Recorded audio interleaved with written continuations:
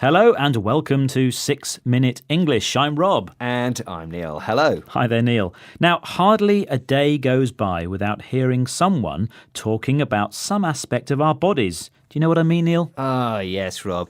Almost every part of our anatomy seems to be the subject of endless debate. It could be our stomachs and what we eat. It could be our posture and how we stand. It could be our skin and how we should look after it. Oh, yeah, I know. It gets very tedious. That means boring. So I don't really take any notice, as you can see. Yeah. But there's one part of our body you don't hear much about, and that is the chin. The chin?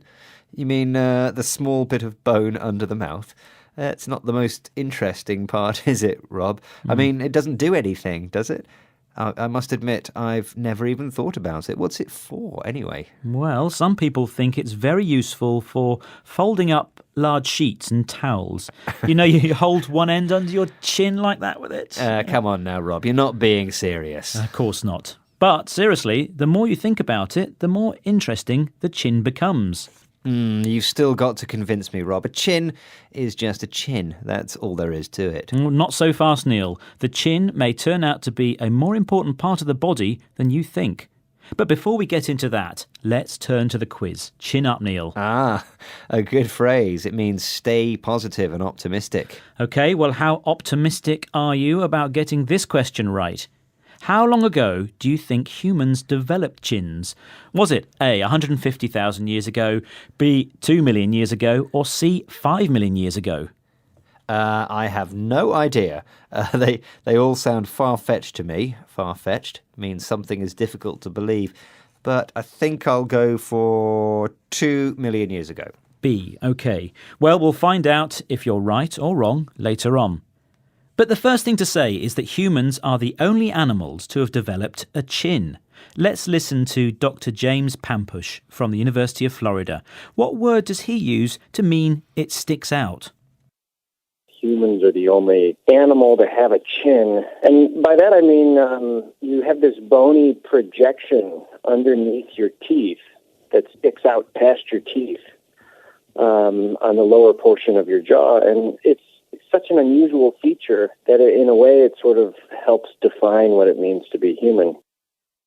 So he used the word projection, which means something that sticks out from the main surface. And the word jaw is used to describe the lower part of the face, which the chin is part of. So we know exactly what the chin is, but why did it develop? Now, from what I understand, Rob, it has a lot to do with when humans started to cook their food. So the food they ate became much softer, and therefore our ancestors, that's the people related to us from a long time ago, they didn't need powerful jaws or sharp teeth anymore. And strangely, that made the jaw drop and produce that odd piece of bone we know as the chin. But sometime later, the chin became associated with sexual attraction in men. Males with prominent, that means easy to see, jaws were supposed to be attractive to women. And men with small chins were thought to be unattractive or weak people. They were even called chinless wonders sometimes. Chinless wonder, an interesting phrase. So let's have a look at yours then, Rob. Are you a chinless wonder? Have a look. It looks pretty normal to me. How about mine? Well, Neil, your chin is rather pointed, if you don't mind me saying. Okay. But I'm not sure what that means, to be honest. So let's move swiftly on. Let's hear what Dr. Pampush has to say about this. He uses a word that means this theory is likely to be true. It seems plausible to me that chins emerged as some kind of a feature and then later were selected on to be sex ornaments, but not the presence of a chin, but rather the shape of the chin being some kind of marker for sexual identity.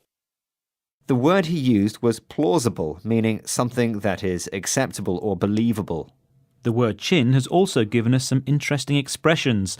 A double chin, for example, describes loose skin hanging beneath the chin, which makes people look like they've got two chins. It's something that people don't like and often try to get rid of. And then there's the verb to chinwag. That means to talk a lot or to chat in a relaxed way with friends. But chinwag tends to be a conversation about things that aren't very important. But our conversation about chins is very important. I guess so, Neil. OK. So how about the answer to that question I asked you earlier? I asked, how long ago did humans develop chins? Was it A, 150,000 years ago, B, 2 million years ago, or C, 5 million years ago? And I said 2 million years ago. Ah, you know your chins? You were right. Brilliant. Well done. Chins really have been around for a long time. Now, before we go, it's time to remind ourselves of some of the vocabulary that we've heard today. Neil. Tedious. Chin up. Far-fetched. Projection. Jaw. Ancestors. Prominent. Chinless wonder. Plausible. Double chin. Chinwag. Thanks, Neil. Well, that brings us to the end of today's 6 Minute English. We hope you enjoyed the programme. You can hear plenty more on our website at bbclearningenglish.com. Please join us again soon. Bye-bye. Goodbye. 6 Minute English from the BBC.